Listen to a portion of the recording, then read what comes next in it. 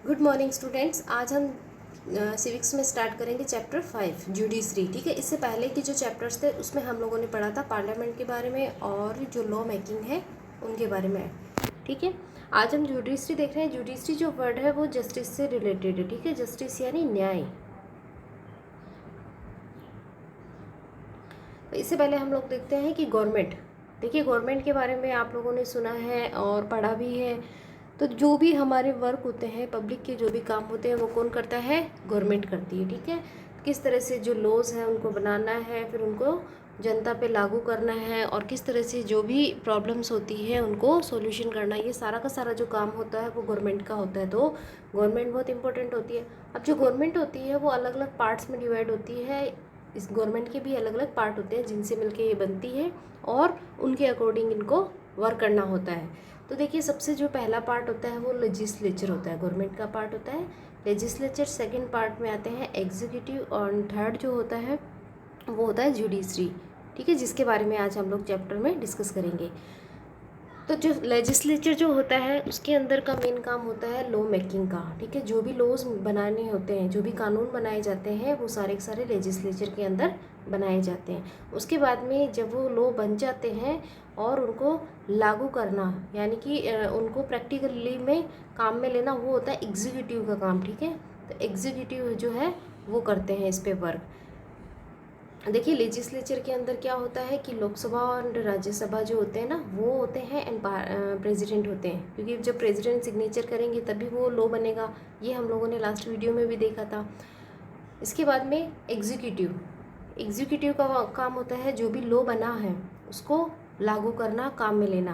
तो इसके अंदर प्रेसिडेंट भी होते हैं, पीएम्स भी होते हैं, जो प्रधानमंत्री हैं वो करते हैं, और इनका जो सीएमओ, ठीक है, सीएमओ बोलते हैं ना उनको, ग्रुप ऑफ मिनिस्टर जो, ठीक है, कैबिनेट मिनिस्टर का जो ग्रुप होता है, मंत्री जो होते हैं सारे के सारे, वो किसी भी कानून जो भी कानून होता है उसको लागू करते हैं। उसके बाद में जो मेन काम होता है judiciary.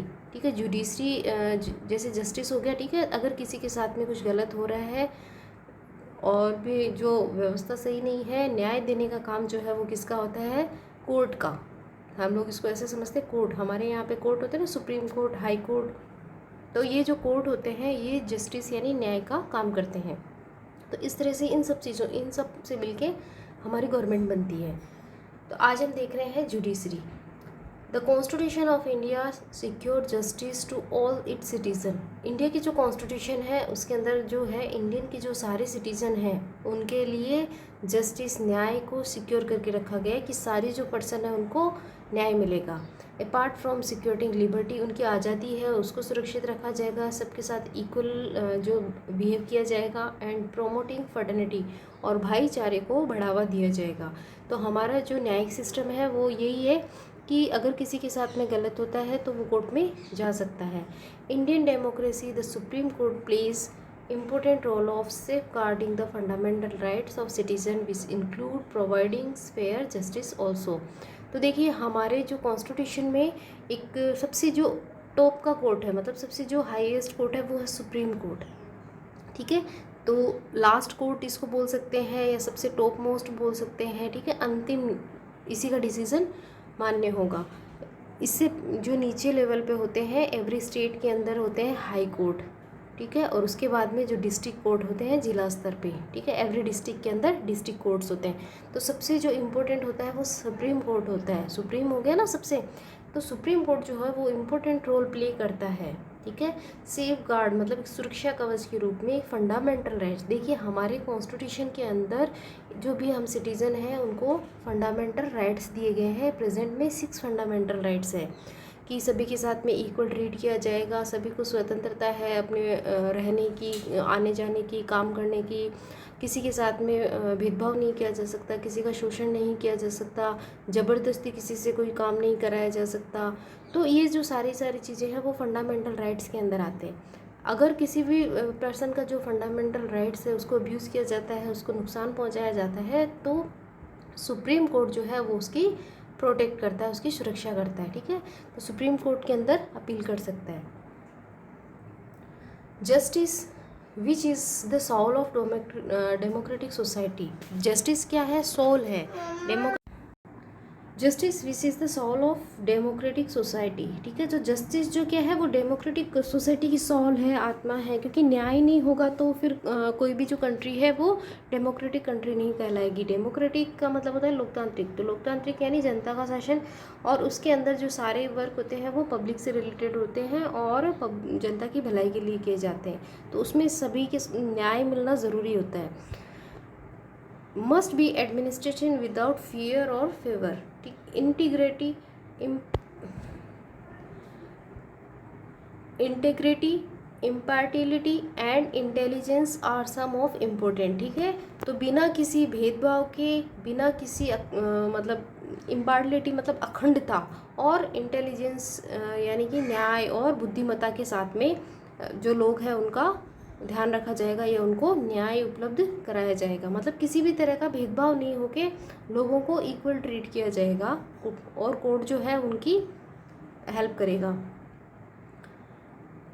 Characteristic of the independent judiciary in the domestic setups, ठीक है।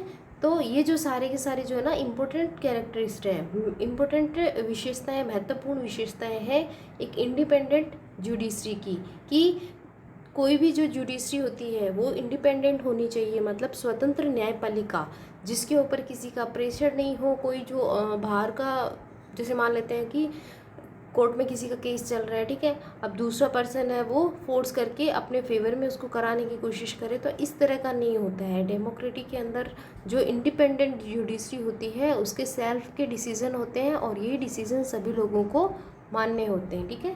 तो इसलिए इंडिपेंडेंट होना ज़रूरी है। अगर न्यायपालिका या जो जुडिशरी है वो अगर फ्री नहीं होगी, इंडिपेंडेंट नहीं होगी, तो फिर उसको क्या कहें, दूसरे जो मान लेते हैं मिनिस्टर वगैरह हैं या जो भी दूसरे पर्सन है उनके अंडर में वर्क करना पड़ेगा, तो फिर वो फ्री मतलब फ्री और फेयर जो फ्री एंड फेयर जो जस्टिस है वो नहीं कर पाएंगे, ठीक है ना।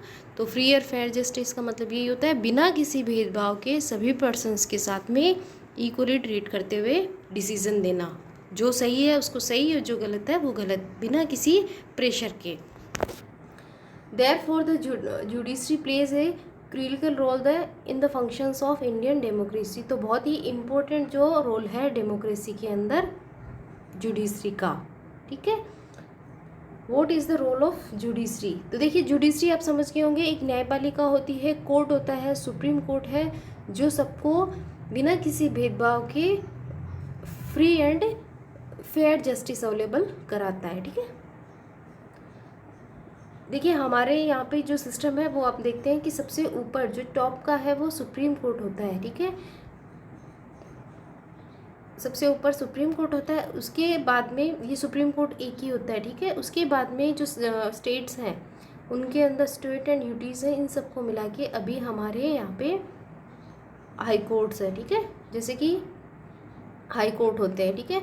तो हाई कोर्ट अभी हमारे कितने हैं 25, ठीक है, क्योंकि ना कुछ कुछ जो डिस्ट्रिक्ट्स कुछ कुछ जो स्टेट्स होते हैं ना उनको उनके कंबाइंड होते हैं, और उसके बाद में होते हैं लोअर कोर्ट जिनको बोल देते हैं, या फिर डिस्ट्रिक्ट कोर्ट, जो सारे डिस्ट्रिक्ट होते हैं उनके अंदर सबका अपना अपना कोर्ट होता है, ठीक है। तो इस तरह से कोर्ट का सिस्टम चलता है।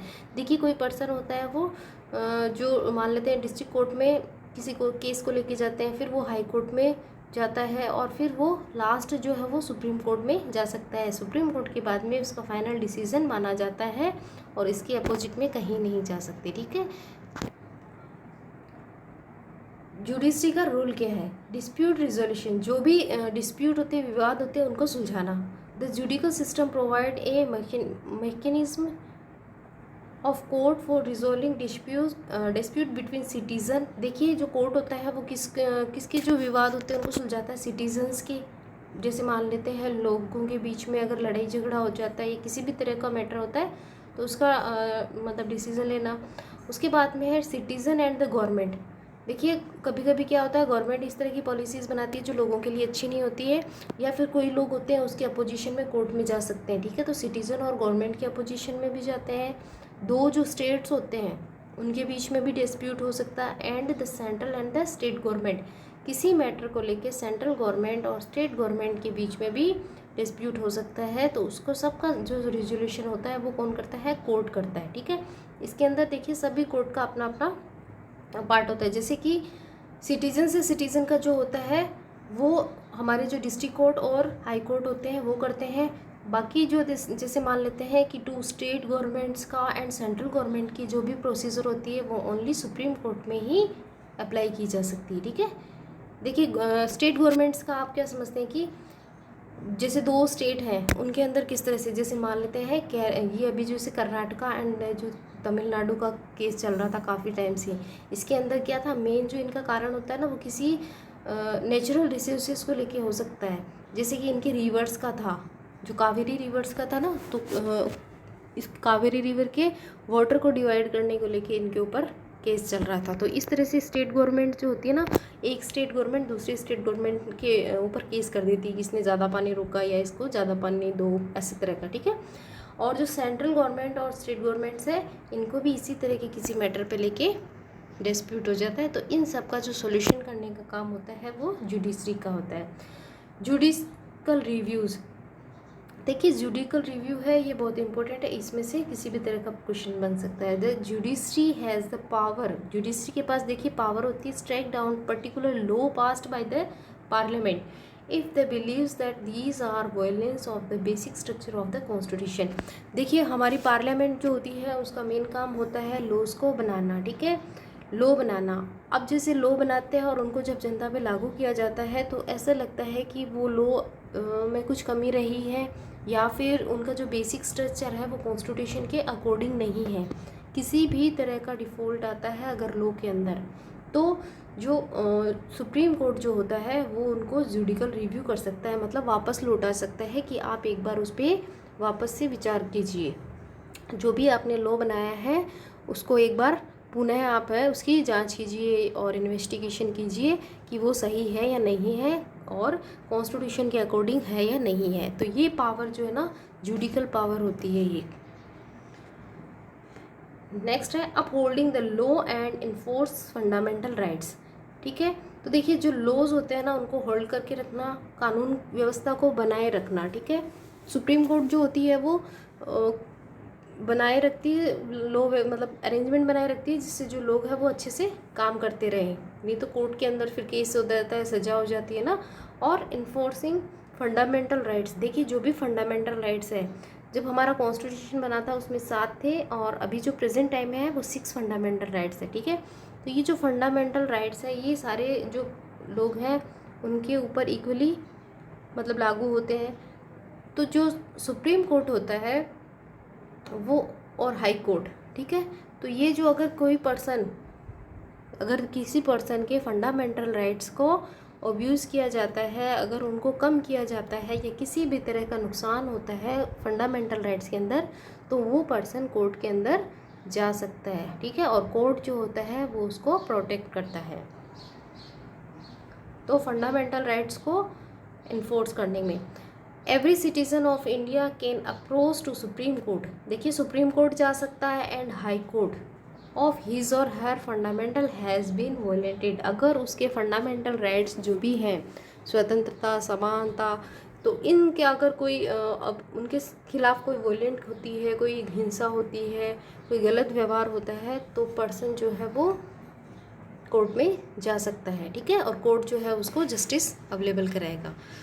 तो ये हमारा यहाँ तक चैप्टर हो गया। What is an independent judiciary, ये हम नेक्स्ट वीडियो में पढ़ेंगे।